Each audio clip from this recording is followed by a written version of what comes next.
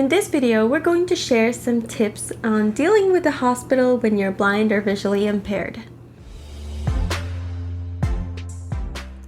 Hi everyone, it's Carrie and this is Pablo. And we're from Live Accessible, and as some of you know, Pablo just came home from the hospital a little while ago, and so it got us thinking about some of the ways that we deal with the hospital, and so we wanted to share some of our tips on dealing with the hospital, especially when you're blind and visually impaired. But hey, if you're new here, welcome to the channel. We do videos on encouragement, tips, and technology for people who are blind, visually impaired, and sighted supporters, so please subscribe and hit the bell for more videos like these. So Pablo, what's your first tip? Well, my first tip is about being independent in the hospital, in your room, as much as you can. You know, even if you are sharing your room with somebody else, or if you are in your room by yourself, you always should be able to first understand what is the shape of the room, where are you going to be your stuff, your clothes, if you are bringing a laptop, if you got electronics. It's important always to know where are those things and how to reach those things when we are in the hospital. So my recommendation is always, when you are assigned to a room and you are getting to the room, ask the nurse or whomever is there to give you a little tour around. So where is the bathroom, where is the sink, where is your bed, where are the buttons to call the nurse, where are everything that you need to be able to be there for a while, or for how long you need to be there. Be careful with the following point, that is about the machines that they put on the rooms. So we have IVs, we have other kind of machines that they are movable. You can move them and they can move them. They are going to move them for sure. Yeah. So you are not aware where those things are going to be at a certain time. You can ask the nurse when they come to your room and they do something on those machines. Ask them, please let me know when you change the place of the machine, because I am not able to see it and I don't want to get hurt against those machines. Of course, always try to be independent. You probably don't know how beneficial it is to be able to move in your room. When you are able to move, your health is going to get better. It's not recommendable to stay on the bed doing nothing for too long. As long as you're approved to do that. Yeah, of course, if you are physically able to, and if the doctor allowed you, if you are not connected to a breathing machine or something like that, that you cannot move. Okay, but if you have an IV, you are able to move around. It's good that you move your limbs. It's good that you are moving, because you avoid coagulants on your bloodstream. And you know what does that mean? It could be more problems later. Our next tip would be to have a friend or family member come to the hospital and help you to organize your things. I know that every time one of us is in the hospital, you know, the other tries to go and, you know, put things in the places that is more convenient for us, because the nurses put everything in the best place for them, which is not always the best place when you're blind or visually impaired. Sometimes there's a garbage can in the middle of the way, or the hampers in the middle of the way, or there's this huge piece of furniture that's in a really small room. Recently, Pablo was in a room that basically half the room was this humongous chair that was also like, it could become a bed. And so you can ask the nurses or the staff to remove those kinds of things, and this is just for your safety. It's not because you don't like the furniture or anything, but you know, when you're blind or visually impaired, you need to have some space. You need to be able to navigate the room. The more things there are, more obstacles there are, the harder that can be, right? So yeah, and it's pretty dangerous. It's always important to think, when you are in the room, that you are going to be moving. You need to be safe in your own room. So you have furniture that you don't need and they are being a problem, so ask them to take it away. So please, could you please remove this? I need it because of I am blind and I don't want to be falling, hitting this, or hurting myself with this. And the experience that Carrie was mentioning earlier. So I was assigned to a room that is one of those rooms that are only for like a few hours when somebody is receiving a treatment, but I was there for several days. So it was a very, very small room. They have a large sofa that if you open the sofa, it doesn't fit. I mean, the sofa open doesn't fit. So they have huge trash cans.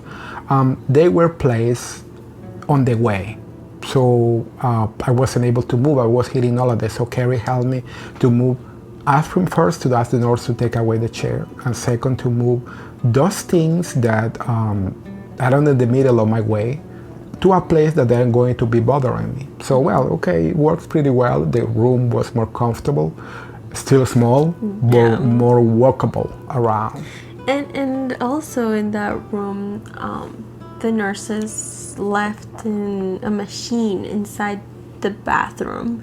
And so this is where it's really important to talk to your nurses and the staff that's in the hospital, because of course they didn't tell Pablo that the IV machine was in there, right? Yeah, they didn't say anything. So you really need to communicate to them what it is that you need as somebody who is blind or visually impaired.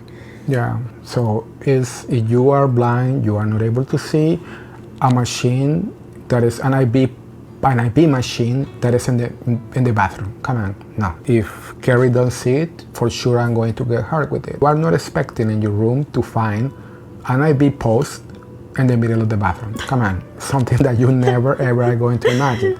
But it was an experience that we had in this last opportunity. I would like to mention in this point that it's very, very important that all of us understand that they are not doing that on purpose. They are not prepared. They don't have the experience. So really they don't know what to do, and they are attending bunches of people at the same time. And it's pretty difficult. So if you are having a bad experience with, like it happened to me, finding a machine in the bathroom or things like this, be always positive. Remember that you are representing a community. You might take this opportunity to teach them, hey guys, it could be dangerous because remember I cannot see, so I can hurt myself. So in a positive way, it's going to be always constructive for you and for the rest of the blind community. Sometimes it can be really difficult. I mean, a lot of the time Pablo has to remind me of that. But you know, whether we like it or not, whether it's good or not, we do represent others who are blind and visually impaired, and the interactions that we have with others might be their first time with somebody who has a disability or who is blind or visually impaired. So, you know, we're in a way ambassadors. Yeah, remember that we are minorities. So we are going to be watched. A lot of eyes are going to be over us. We need to take this opportunity for our well-being. Another important thing when we are going to the doctor, when we are going to the hospital, even when we are going to see a doctor, we need to have enough information about what is the current condition, the current health condition that we have. What are the medicines that we are taking? Why we are taking those medicines and why those doses? It's very, very important, regardless if we are going to be in the hospital, regardless if we are going to be in a doctor's office. Why? It is important. First, I'm going to give you an example. You are in a car and you have an accident. They are going to bring you to the hospital, the nearest hospital around. If you go to a hospital where they don't know who you are, they are going to ask you if you have any medical condition. You should be able to tell them what is your current condition and the details that are going to help them. This is one case. Second, we are talking about human beings. Human beings are imperfect. All of us are very imperfect. People make mistakes. So if we have the knowledge, we have the information that we need, those mistakes are going to be reduced. Well, I have been in situations that is the knowledge that I already had before I went to the hospital helped me a lot. I'm going to bring an experience that I have around today, like 12 years ago. I was in a hospital. A certain time, around 11:30 p.m., a nurse came to my room and I asked her, "What are you going to put?" She said, "Insulin." I was thinking, insulin? But I am not taking insulin, so what's going on with my blood sugar? And I asked her, "What was the last blood sugar measurement that you have?" And she said, "Well, this was prescribed by the doctor." "How many units?" And she told me 80. I said, "What? 80 units?" I mean, 80 units is an amount of insulin that is very dangerous. So I asked the nurse, no, I told her, "No, I don't want to get it. You have the right to deny a medication. Nobody can force you to take a medication if you don't want to. So keep it in mind, if you are hearing that a medication that they want to apply is not something that you recognize in the list, you ask them, I don't want to take it. I want to talk to a doctor." And this is exactly what I did. And the mistake was found. I didn't need the insulin. So they were going to put the medicine to the wrong person. In the same place, years before, I was waiting in the room and a couple of nurses came to my room. "Okay, are you ready?" And I said, "Yeah, ready for what?" "Well, you are going to get a liver transplant." "What are you talking about?" And they check the names. "Oh, we are in the wrong room." I mean, this is the kind of things that could happen, and it had happened several times before. And this last opportunity, I had two experiences that really was pretty similar. Not as bad as the previous one, but they were something that it should be avoided. The first one was a certain time at night, the nurse came to give me a medication. And she told me that the medication increased, but that the doctor told her, "Do not put it because I already received it in the morning."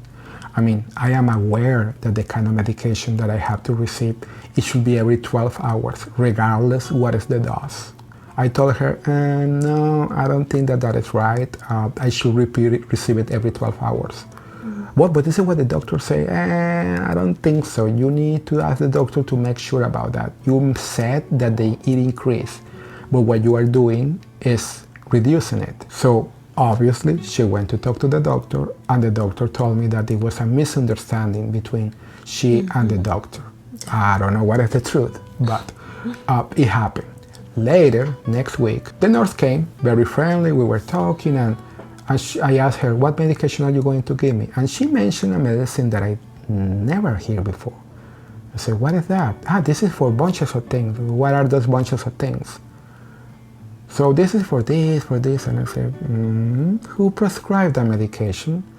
When I asked her that, she checked and she realized that she was going to give me the medicine of the patient in the next room. Why did she do that? For a simple reason. They are being pushed, they need to work faster, so she took the medicines of 3 different patients and she was expecting to give to each one the right medication. But a wrong movement in her hand made her take the wrong container and try to give it to me. But I was aware about what are the medicines that I need and why. And this is why I was able to stop her. Who prescribed it? So when I asked her who prescribed it, she has to check it, the name of the person, and when she realized that I wasn't the right patient. So always, guys, ask why, how, and who. If you see a medication that you don't recognize that you are taking, ask them who prescribed it. And you don't feel comfortable with that, ask them, tell them, "I don't want to get it. I want to talk to a doctor." You have the right to do that. And the doctor should come to your room and explain you why you need the medicine. Probably if there is a mistake, the mistake is going to be solved. If there is not a mistake, you are going to receive the information that you need. And don't ever be afraid to ask questions. Don't hesitate. Don't always take what the nurses or the doctors say at face value, because they are human. I mean, we all make mistakes, and so always ask questions. Yes. As a last point, I would like to highlight the importance of the documentation that you receive, your paperwork when you are leaving the hospital. It's very, very important for several things. First, if you are working, you need a doctor note explaining. So make sure that you have the information and the information on the doctor note is clear and right. Also, if you are receiving a new prescription, check that this is the medicines that you need to take. The pharmacy that they are going to send the prescription is the right pharmacy to avoid waste of time waiting for the medication. Always check the paperwork that you receive before you leave the hospital. After you leave, that floor in the hospital is not responsible for your case. It's going to be another doctor that you will need to wait until you talk to them, and it's going to be another waste of time. Yeah, another 2-3 days, 24, 48 or 72 hours. Yeah. to solve a problem that we can avoid. Just when they give you the papers, if you have somebody next to you that is good with you, could you please read it? Or ask them to read it? Or if you don't trust in them, you have apps in your phone, read it with your phone and validate that what information that you have received is the same one that appeared on the papers. And also, especially if it's to a school or for work, ask them for the fax confirmation. This last time that Pablo went, there was this whole mix-up of the fax and the paperwork, and so his workplace never received it, and then they were going to give him a copy of the letter, and then the letter wasn't made. Yeah, it wasn't written yet. Yeah, so the letter didn't even those exist are the kind of yet. things, and they were kicking me out of the hospital. Just a certain time when another nurse came to the room, I asked them, "Could you please give me the note that you promised me?" And I explained you what is the note. A few minutes later, she came back. "Okay, I got here what you need." So what is that? The discharge note from the previous week? No, this is not what I'm asking. I'm asking you the doctor note saying from when to when I should be out of work.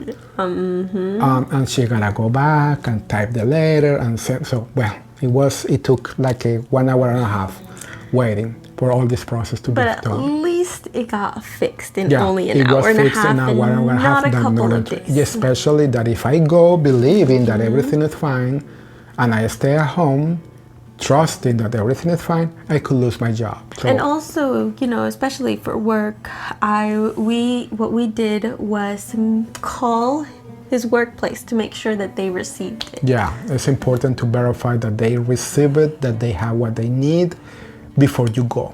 Yeah. Don't just let them fax it. You ask for a copy and later you send a copy to them in case that you need to. Always, guys, keep in mind that when we are going to the doctor, when we are going to the hospital, they want to help us. It's a place where they are going to take care of us. So always let us be positive, always let us be respectful. It doesn't mean that we are not going to ask questions, that we are not going to be inquisitive certain times, but always in a positive way. They are there to help us. So those are just some of our tips for dealing with the hospital when you're blind or visually impaired. Hopefully that can help you. We hope you don't ever have to go to the hospital, but in case you do, just try to remember some of these tips. And if you liked this video and thought it was helpful, give it a thumbs up below, and don't forget to subscribe and hit the bell for more videos on how you can live accessible. Thanks for watching. Bye-bye. And we'll see you in the next one.